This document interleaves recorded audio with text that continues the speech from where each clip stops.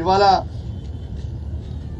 గౌరవనీయులు పెద్దలు మాజీ మంత్రివర్యులు కరీంనగర్ శాసనసభ్యులు కమలాకర్ అన్న నేను ఇద్దరం కలిసి ఇవాళ సిపిని కలవడం జరిగింది.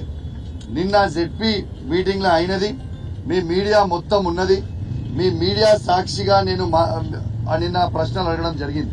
ఏమని అడిగినా నిన్న నేను హుజరాబాద్ నియోజకవర్గంలో పేద ఎస్సీ ఎస్టీ బీసీ మైనారిటీ పేద విద్యార్థుల భవిష్యత్ కోసం వాళ్ళ స్కూల్లో అరేంజ్మెంట్స్ వాళ్ళకి బాగా చేసిండ్రా, స్కూల్లో వాళ్ళకి బుక్స్ ఇచ్చిండ్రా, స్కూల్లో బట్టలు ఇచ్చిండ్రా, భోజనాలు మంచిగా పెడుతున్నారా, క్లాస్ రూమ్లు నీట్ గా పెడుతున్నారా లేదా అని నేను ఎంఈఓలతో రివ్యూ మీటింగ్ పెట్టుకుంటే డిఈఓ గారు అసలు ఎమ్మెల్యే గారు రివ్యూ మీటింగ్ పెడితే మీరు ఎట్లా అటెండ్ అవుతారని నోటీస్ ఇవ్వడం ఎంఈఓలకి ఎంత బాధాకరం అని చెప్పి సందర్భంగా తెలియజేస్తా ఉన్నాం.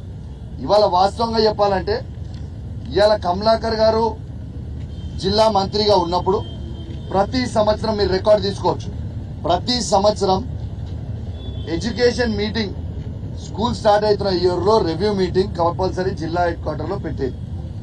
అట్లాంటిది ఇక్కడ మంత్రి గారు అది ఉత్తమ్ కుమార్ రెడ్డి గారు కావచ్చు, పొన్నం ప్రభాకర్ గారు కావచ్చు, శ్రీధర్ బాబు గారు కావచ్చు, జిల్లాలో వాళ్ళు వచ్చి రివ్యూ మీటింగ్ పెట్టకుండా ఇలా ప్రజల సమస్యలు పిల్లల భవిష్యత్తు గాలికి వదిలేసి వాళ్ళు వదిలేసినప్పటికీ మేము హుజరాబాద్ నియోజకవర్గంలో ఒక బాధ్యత కలిగిన ఎమ్మెల్యేగా నేను రివ్యూ మీటింగ్ పెట్టి నేను ఆ పిల్లల సమస్య తెలుసుకుంటే దానికి నోటీస్ పంపడం ఎంతవరకు సమంజసమని నిన్న నేను జెడ్పీ మీటింగ్ లో నేను అడిగితే సమాధానం చెప్పలేని పరిస్థితిలో కలెక్టర్ గారు డిఓ గారు ఉండి నిన్న పారిపోయింది.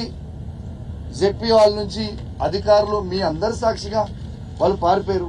నేను అధికారులను అడుగుతా ఉన్నా, ఇలా మీరు సమాధానం చెప్పే పరిస్థితిలో మీరు లేకపోతే ఎందుకు అట్లాంటి తప్పుడు పనులు చేస్తున్నారని నేను అడుగుతున్నా. అది వాళ్ళ పని తప్పు అని మీకు తెలిసే మీ దగ్గర సమాధానం లేకనే మీరు వెళ్ళిపోయారు కదా. అట్లాంటి పరిస్థితి మీరు ఎందుకు తెచ్చుకుంటున్నారు?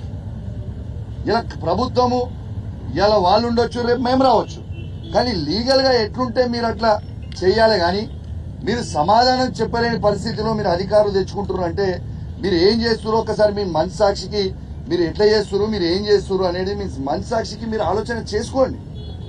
ఇవాళ ఒక జిల్లా పరిషత్ సిఓ గారు దాని అధ్యక్షన జెడ్పీ చైర్మన్ గారు ఉంటారు.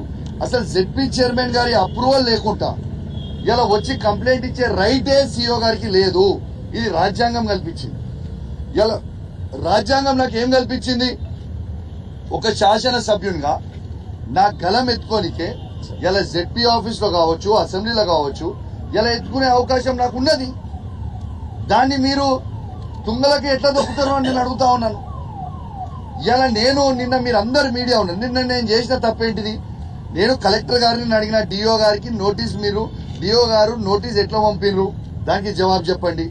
హుజరాబాద్ నియోజకవర్గంలో దళిత బంధు 2వ విడతని ఎందుకు ఆపుతున్నారు దానికి జవాబు చెప్పండి.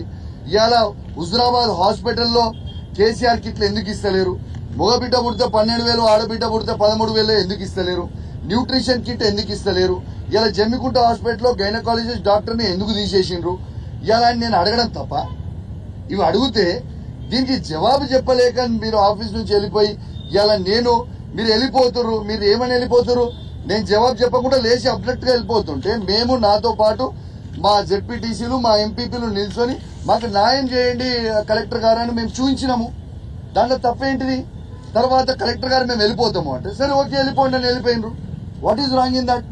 దానికి మీరు పోయి కేసు పెట్టడం ఇదేం పద్ధతి? ఇవాళ నేను కూడా జిల్లా సిపి గారికి ఇవాళ పిటిషన్ ఇవ్వడం జరిగింది. ఇది మాకు జిల్లా సిపి గారు రిసీవ్డ్ కాపీ కూడా ఇవ్వడం జరిగింది.